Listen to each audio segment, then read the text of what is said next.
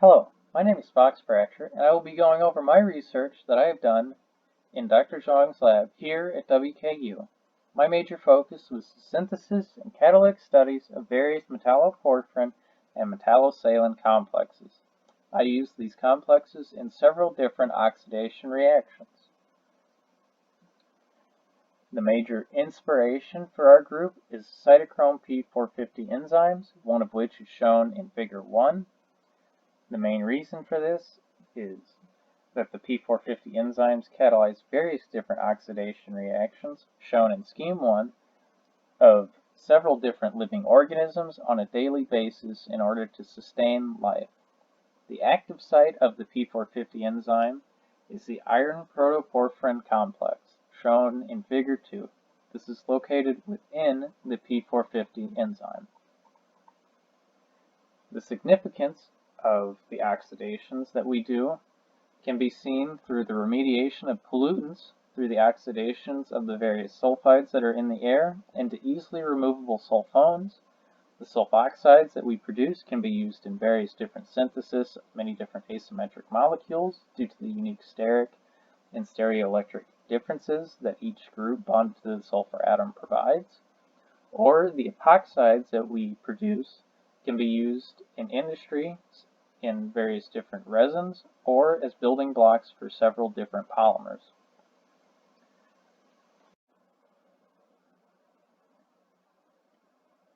For the metal complexes that our group uses as catalysts, there are two distinct synthetic procedures depending on the ligand used. For the metalloporphyrins, the free ligand is synthesized via a one-pot, two-step condensation reaction, and then metals of iron, manganese, and ruthenium are then inserted into it. These metalloporphyrins vary from the protoporphyrin in the cytochrome P450, being the groups on the 5, 10, 15, and 20 position are now aromatic groups that are sterically hindered, meaning that the aromatic groups contain substituents on the 2 or 6 positions. For the metallosalen complexes, the free ligand is synthesized via a one-pot condensation reaction, and metals of chromium, iron, and manganese are then inserted into it. Purification for all of these is relatively simple. The porphyrin free ligand is extremely nonpolar compared to the byproducts and is easily purified via column chromatography. The metalloporphyrins, the only byproduct is the unused porphyrin free ligand, and that is easily washed out with a more nonpolar solvent. For the metallosalen and the salen free ligand, the complex and ligand are both obtained via direct precipitation from the reaction mixture. The catalytic oxidations that I focus on are the oxidation, hydroxylation, and sulfide oxidation. Here you can see that the various complexes that we use for oxidations are planar in nature, with the substituents on the 5, 10, 15, and 20 position of the porphyrin being perpendicular, and the only major difference for the metallosalen is that the diamine bridge can either be planar or it can be chiral, depending on the diamine bridge that you use. The results of the catalytic sulfoxidations that I have done, here is shown the metallosalens. On the left side, you can see the cyclohexane bridges, and on the right side, you can see the phenol bridges. It should be noted that the chromium and manganese have varying conversion rates depending on the bridges used, and the iron metallosalens are relatively similar throughout, and all the complexes, as shown, provide high selectivities and almost quantitative conversions into the sulfone. sulfoxide.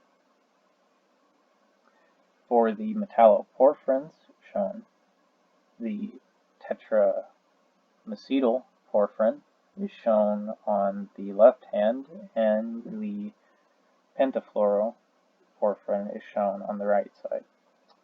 As you can see, the pentafluoro has the strong electron withdrawing groups on it, provide significantly faster reaction times, half of that of the macetyl,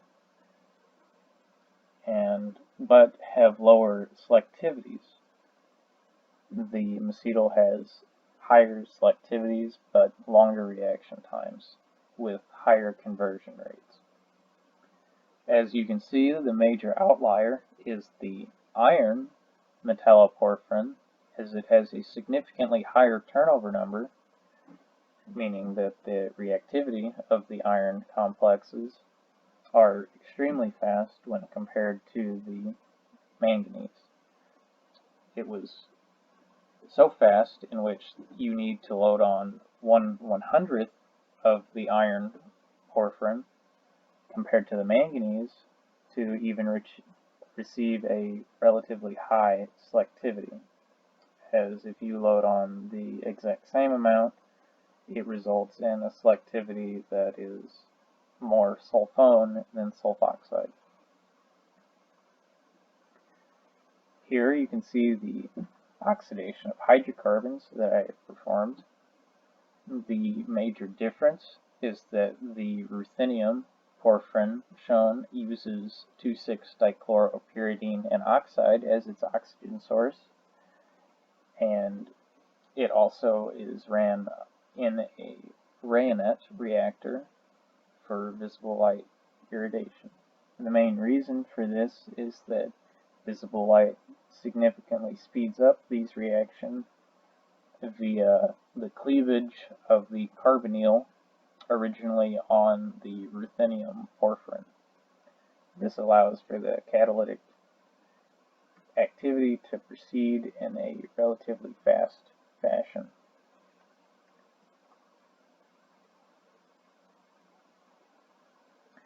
The main conclusions that you can see, although I have stated before, are that the metalloporphyrin and Salin complexes catalyze the oxidation of alkenes to epoxides and sulfides to sulfoxides with quantitative conversions and excellent selectivities. The Metallosalen complexes were shown to have superior selectivity in identical reaction conditions compared to the metalloporphyrins in the oxidation of sulfides. The metalloporphyrin was shown to have superior reactivity but significantly lower selectivity compared to its manganese counterpart in the oxidation of sulfides. The oxygen source that we use, iodobenzene diacetate, performs effectively in the presence of a small amount of water without the degradation of metalloporphyrin or metallosalin catalysts, and visible light is shown to have a significant effect on the ruthenium porphyrin complexes during the oxidation process with 2,6-dichloropyridine and oxide. And our work was also funded by the National Science Foundation.